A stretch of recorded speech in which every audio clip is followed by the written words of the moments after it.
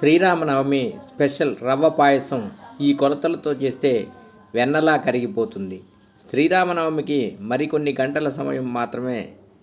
పండుగ రోజు రాముల వారికి ఈ పాయసాన్ని నైవేద్యంగా సమర్పించండి. ఏప్రిల్ 6వ తేదీ చైత్రశుద్ధ నవమి రోజున శ్రీరామనవమి పండుగను ప్రజలు భక్తి శ్రద్ధలతో జరుపుకోనున్నారు. ఈ క్రమంలోనే రాములోరి కళ్యాణానికి ఊరు వాడ మండపాలు సిద్ధమవుతున్నాయి.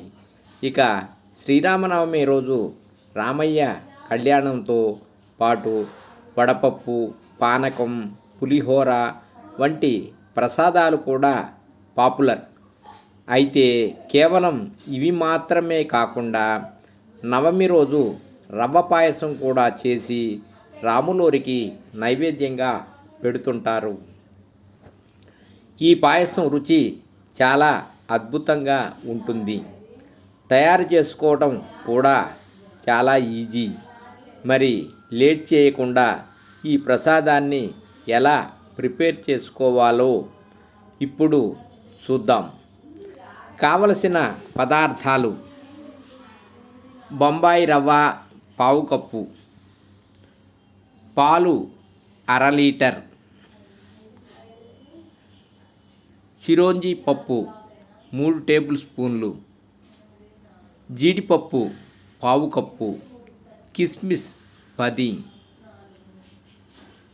నెయ్యి తగినంత, నీళ్లు 1/2 కప్పు, పంచదార 100 గ్రాములు, కుంకుమ పువ్వు చిటికెడు, యాలకుల పొడి 1/2 టీ స్పూను, పచ్చకర్పూరం చిటికెడు.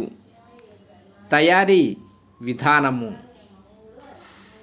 ముందుగా ఓ బౌల్లోకి చిరోంజి పప్పులు తీసుకొని నీళ్లు పోసి సుమారు అరగంట సేపు నానబెట్టుకోవాలి. స్టవ్ ఆన్ చేసి అడుగు మందంగా ఉన్న గిన్నె పెట్టి నెయ్యి పోసుకోవాలి. నెయ్యి కాగిన తర్వాత జీడిపప్పు, కిస్మిస్ వేసి సిమ్లో దోరగా వేయించుకొని పక్కకు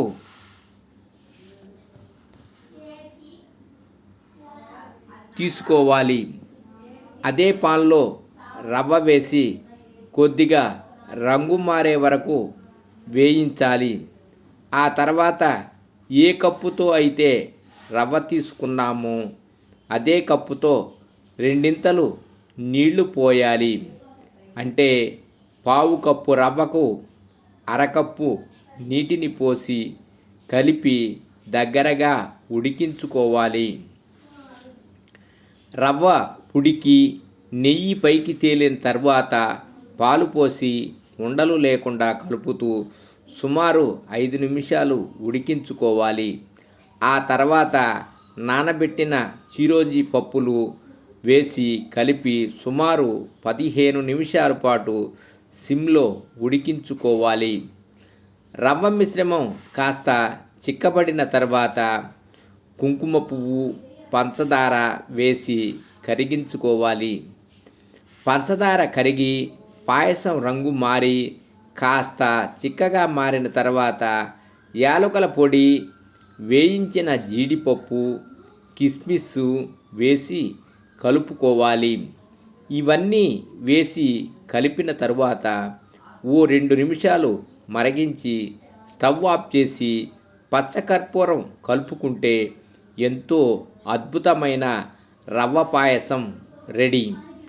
నచ్చితే మీరు ఈ పాయసాన్ని రెడీ చేసి రాముల వారికి నైవేద్యంగా సమర్పించండి.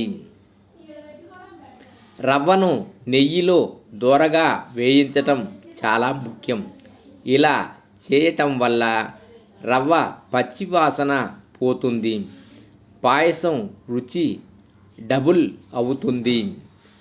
పాయసం కోసం ఎప్పుడూ చిక్కటి పాలనే ఉపయోగించాలి.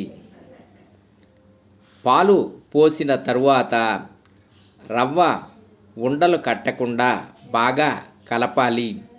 ఉండలు ఏర్పడితే పాయసం రుచిగా ఉండదు.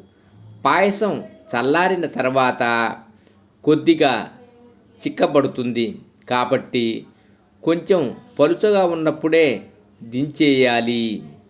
ఒకవేళ చల్లార్చిన తర్వాత మరీ చిక్కగా అనిపిస్తే కొద్దిగా వేడి పాలు కలిపి వేడి చేసుకోవచ్చు.